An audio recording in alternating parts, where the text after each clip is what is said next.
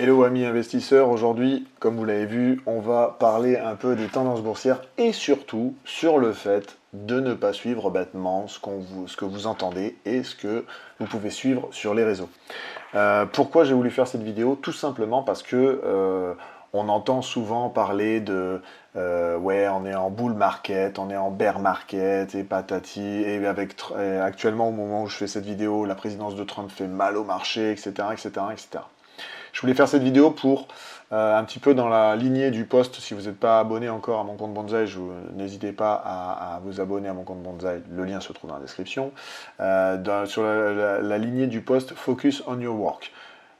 Arrêtez de suivre bêtement les autres. C'est-à-dire qu'il n'existe pas une unique tendance boursière, il en existe plusieurs qui coexistent et alternent au fil du temps et surtout fait que le cycle des marchés, le cycle boursier a différentes phases. Vous savez, je vous en ai déjà parlé, récession, nous avons la récession, nous avons l'inflation, nous avons, voilà, ce qui fait que des fois on est en tendance haussière, en tendance baissière.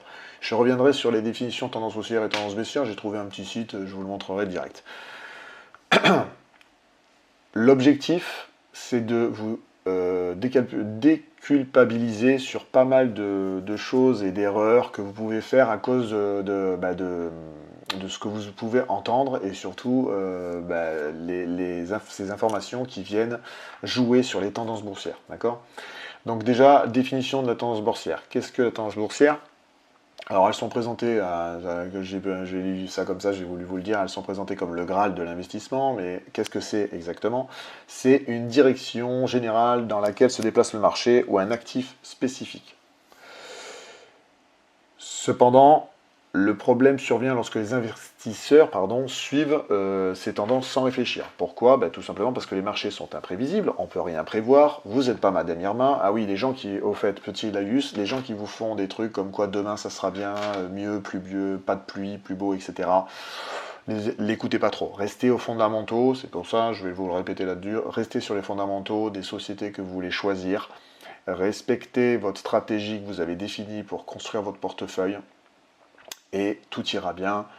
L'objectif, c'est du moyen long terme, donc c'est pas parce que pendant 1 à 4 ans de mandat, ça va être tumultueux que vous pouvez pas faire on va dire que vous pouvez pas avoir un portefeuille résilient et rentable. Donc, multitude de critères qui font que les tendances sont ou haussières ou baissières. Alors, je vous ai trouvé une autre définition, hein, qui est encore plus simple. Voilà. Tendance, c'est la direction dans laquelle les prix évoluent en fonction de leur évolution passée. Alors quand je vous dis ça, ça vous dit pas grand-chose. Les évolutions, justement, c'est ces moments de pic et ces moments de creux. On peut le voir en faisant les graphiques, comme vous pouvez voir là. Si vous allez dans les screeners, moi j'utilise par exemple Invest, n'hésitez pas à aller dans ma formation, je fais des présentations sur mon compte Bonsaï encore, ma chaîne YouTube, je le présente, etc. Vous pouvez voir par exemple le graphique d'une action, et ça vous donne une tendance. Alors si je vous parle d'une tendance actuelle au moment où je fais cette vidéo, on va prendre Trigano. Alors la société Trigano, je vous laisserai aller voir. Elle est en tendance baissière actuellement, hein, elle a bien chuté. Donc voilà, c'est une tendance, c'est-à-dire que pendant un certain temps, ça suit une ligne de baisse ou une ligne de hausse. Maintenant, explication de la différence entre tendance haussière et baissière. Mais voilà, une tendance haussière, comme c'est marqué sur le site que je vous ai trouvé, hein, c'est formationtrading.fr, c'est une tendance de marché marquée par des prix généralement orientés à la hausse, c'est-à-dire que c'est une dynamique. Les tendances, ce sont des dynamiques, c'est une moyenne, et ce qu'on appelle être dans un bull market, quand c'est une dynamique vers la hausse. La baissière, vous avez compris, c'est de l'orienter vers la baisse, donc ça s'appelle le bear market. Voilà. Maintenant, vous connaissez quand on dit bull market, bear market. On adore l'employer dans le monde de la finance. Dites-vous que quand on est en bull market, on a une tendance haussière du marché. Par exemple, à l'heure actuelle, les technologies sont en une belle tendance haussière depuis un certain temps. Donc on pourrait dire qu'elles sont en bull market. Par contre, il y a d'autres secteurs qui souffrent en face. Mais parce que tout ça, et comme je vous l'ai dit, tout ça est au départ lié au cycle du marché. D'accord? Un cycle du marché qui a 4 phases. Je vous laisserai aller voir le post là-dessus. Donc les facteurs qui jouent sur cette tendance, c'est là où c'est pas, on va dire, c'est pas palpable, c'est pas concret, et c'est pour ça que le résultat, c'est de focuser sur votre travail. Les facteurs qui influent les tendances sont les facteurs macroéconomiques. c'est-à-dire les indicateurs économiques liés au pays, le PIB, enfin aux différents pays, l'inflation, le chômage, le monde du travail en fait, hein, le monde du business tout simplement. Ça joue un rôle crucial dans l'orientation des marchés, bien évidemment, puisque vous investissez sur des sociétés. Si ces sociétés subissent, on va dire, un mauvais recrutement, n'ont pas un chiffre d'affaires croissant, etc., ben, ça va impacter sa tendance et donc elle risque de baisser. D'accord ? Autre chose, c'est les actualités mondiales. Donc, par exemple, à l'heure actuelle où je fais cette vidéo, on peut prendre l'exemple, par exemple, de la défense. Hein, alors, quand je dis actualité mondiale, c'est tout ce qui est événements géopolitiques liés aux conflits, aux décisions politiques, aux changements réglementaires. Donc là, vous allez avoir plusieurs exemples. Mais là, par exemple, un que je peux vous citer, c'est par exemple la hausse du secteur de la défense suite à l'annonce de l'Union européenne de se réarmer au vu des engagements des États-Unis. Je ne vais pas dire de Trump, des États-Unis. Voilà, par exemple. Donc le secteur de la défense, actuellement, on a des sociétés comme Thales qui ont pris je sais pas moi, plus 20 ou 30% dernièrement, Rheinmetall, qu'est-ce qu'on a d'autre, Eutelsat, lié à la Satcom, parce que Starlink, il promeut un concurrent à Starlink, vous voyez, voilà, le secteur de la défense est en boule actuellement au vu du désengagement des États-Unis. Vous voyez, ça c'est un événement géopolitique, c'était une actualité mondiale qui influe les tendances. Ensuite, il y a la performance des entreprises, donc ça, je vous l'ai dit un peu plus tôt, mais ça rejoint un petit peu ce que je disais, les facteurs macroéconomiques. Là, on descend plus dans les facteurs liés à l'entreprise en elle-même, c'est-à-dire que ce sont ces résultats financiers, ces ratios, c'est ceux que vous allez notamment regarder si vous me suivez dans les analyses fondamentales que je fais à travers ma formation à mes membres. Là, vous allez regarder les ratios, la croissance, vous allez regarder la solvabilité, la rentabilité, vous allez regarder la dette, etc., etc. Ça, c'est les performances des entreprises, et bien évidemment, ça influe sur la tendance haussière ou baissière du prix de l'action de cette société. Ensuite, il y a le sentiment du marché. Et c'est là où ma vidéo prend son sens de arrêter de suivre bêtement, parce que le sentiment du marché, c'est l'humeur générale des investisseurs. Et là, ça peut être exacerbé par tout ce qu'on entend dans les médias, et notamment les chaînes de bourse. Ça peut être très optimiste comme très pessimiste, et ça peut provoquer des sentiments, des mouvements importants, de fluctuations importantes de prix de société ou de tendances de marché, quoi. Par exemple, si vous avez une entreprise qui passe en justice pour X ou Y problème, mais que c'est relayé à la télé par toutes les chaînes, eh ben ça va exacerber ce problème-là et cette entreprise risque d'être encore plus impactée par une baisse du prix de son action. Je vous donne un exemple comme ça. C'est là où, par exemple, quand vous entendez ça, et ça sera une des solutions que je vous donnerai un peu plus tard, mais je vous la donne vite fait maintenant, il faut avoir confiance en votre travail. N'hésitez pas, quand vous avez des doutes, n'ayez pas peur, ne paniquez pas, hein, d'accord? On travaille, comme je vous l'ai dit, sur du moyen long terme, et l'objectif c'est de focuser sur le travail, refaire une analyse au pire de la société en question, pour voir quel est le problème, et si ce problème est structurel ou environnemental. En gros, si ça va impacter dans le long terme ou pas, c'est le prix de l'action et donc votre, on va dire, implication vis-à-vis, votre dépendance vis-à-vis de cette position dans votre portefeuille. D'accord ? Ça, c'était le sentiment du marché, c'est le truc qui est le plus difficile à mesurer, à suivre, parce que c'est un sentiment. Hein, donc, dès qu'on touche le côté psychologique et émotionnel, très difficile à mesurer. Technologie et innovation, voilà, ça c'est aussi un autre facteur qui permet de jouer sur les tendances. On le voit bien à l'heure actuelle, au moment où je fais cette vidéo, avec l'intelligence artificielle notamment. Les avancées technologiques et les innovations peuvent créer des nouvelles opportunités d'investissement et peuvent aussi aller dans un bull market pour le coup, hein, dans les actions liées à l'intelligence artificielle, comme je vous le disais plus tôt. La crypto avant, avec l'apparition du Bitcoin et des blockchains, avait fait aussi la même chose. C'est essoufflé, on verra avec l'intelligence artificielle. En tout cas, la crypto a eu un bond énorme et a stabilisé. Le Bitcoin commence à devenir même fonds de réserve. Donc, vous voyez, facteurs macroéconomiques, géopolitiques font que le Bitcoin devient donc une réserve stratégique, un peu considérée comme l'or. Donc, sa valeur, si vous regardez sa tendance, elle a commencé, on va dire, on verra demain, mais en tout cas, elle commence à se stabiliser et à suivre un peu les tendances comme l'or, c'est-à-dire une valeur refuge, une sorte de réserve stratégique décorrélée du marché financier, qui permet à des pays qui ont fait le choix de se protéger. Donc ça, on avait parlé de technologie, innovation. Et ensuite, on a les politiques gouvernementales. décisions fiscales, budgétaires, réglementaires des gouvernements vis-à-vis de tel ou tel secteur. Et là, vous connaissez, à l'heure où je fais cette vidéo, je vous parlais de la présidence de Trump, on va prendre l'exemple ultime, c'est, dernièrement, il a annoncé la hausse des droits de douane dans certains produits venant de l'Union européenne, de la Chine, de la Russie et d'autres pays, et notamment un des secteurs impactés, c'est les voitures. Donc l'action de Renault a pris un shoot, l'action de BMW et de Volkswagen ont pris un shoot. Pourquoi? Parce qu'ils sont dépendants aussi des ventes qu'ils font aux États-Unis. Et suite à l'annonce de la hausse des droits de douane, eh bien, ça a donné un coup, une tendance baissière sur ces actions, suite à l'annonce de notre cher Trump. Voilà. Donc il n'a pas fait que ça, mais ça, je vous donne des exemples comme ça à la volée au moment où je fais la vidéo, hein, bien évidemment.